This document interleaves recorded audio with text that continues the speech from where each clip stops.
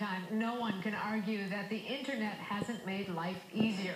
Almost everything is available at our fingertips, from fun to finance. Today we want to give you some tips to ensure your online experience is safe and responsible. And to do that, we've got Pamala McCoy here from BONA5D Credit. Good to have you back, Pamela. Thank you. Good to be back. So before you go online, have a plan in place, right? A plan in place, your decision-making process, because it's so easy to get caught up in, the advertisements or pop-ups that come up that will persuade or influence you, the temptation to buy things that you had no intention of buying when you logged on to the website. Happens to me all the time. Yes. Another important thing is to make sure that the website is legitimate, and you can do that from checking the Better Business Bureau, the Attorney General's website.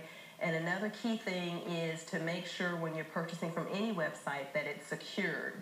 And how do you identify that? HTTPS at the end, or that has the padlock at the bottom of the website to let you know that it's a secure site. You really have to watch for that. Yes, you do. Now, I must tell you, every day I get emails that say, act now, because if you don't do this by the end of the day, you're never going to see this deal again. And Exactly. sometimes I'm a sucker for it. And that's the temptation that we were speaking about in the decision-making process. Don't allow the website or the ads or what have you to persuade you to buy something that you had no intention of buying to begin with. They're really studying our habits, aren't they? Absolutely. Because now they're targeting me all the time. They pop up with things that they know I'm going to like. Yes, when you're going on sites shopping, cookies are running behind the scenes to determine your behaviors. And so, of course, they want to target market. So if you buy golf stuff all the time, for example, then each time you log onto a site, there might be a golf ad that pops up. Sure.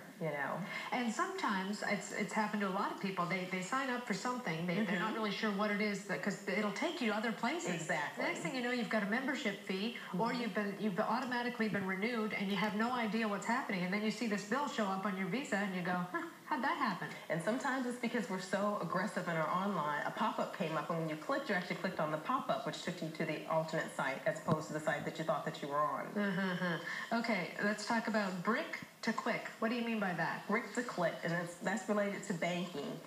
It's always ideal to pick a bank that has a brick and mortar building, because if you're doing something online as relates to your banking, you can always go into the actual mortar building to speak with someone if you have issues. Some of the online banks fly by night, things go wrong, and it's really a hassle to try to get things resolved.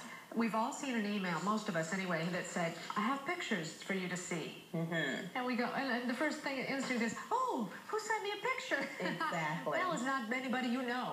Exactly. And you should never, ever, ever click on a link in an email or on a text message. That's phishing or smishing. Smishing? Smishing. What's a smish? It's the same as phishing, but phishing is through the email, where they're sending you an email with a link or trying to obtain information about you, your private information. And if they're texting you, then they call it smishing. But the same rules apply. You should never click on a link on an unsolicited email or text, because it's haphazard and could be spyware. Is there anything we can do to block that? Not really. Because those that are trying to do the vicious things, the sites are changing all the time. And so it's kind of counterproductive to try to keep up with their changing. Now, I pay all my bills online. What advice do you have? Online banking and paying your bills, one, you need, again, make sure that you're on a secure website.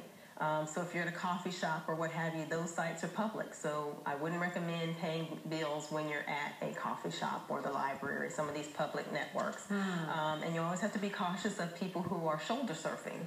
You're not aware, particularly on a plane, you're in close quarters or what have you, and someone's sitting right next to you. When you're clicking and typing, all that information is right there for them to procure. Same with at the cash, because so many of us just whip out the card, and then you've got 20 people behind you. You're doing your easy code, and they're all going, that's interesting. Exactly. So you always need to be kind of cautious of your surroundings. Even the ATM machines, when you're getting your cash out, the etiquette is that the person stands several feet behind you, but not always the case. You look around and the person next in line is right over your shoulder. Right. That's kind of bad. Let's talk about the importance of changing our passwords. Most people stick with the same password just so they can remember it. Right. And another thing with your password, you should change it on a regular basis.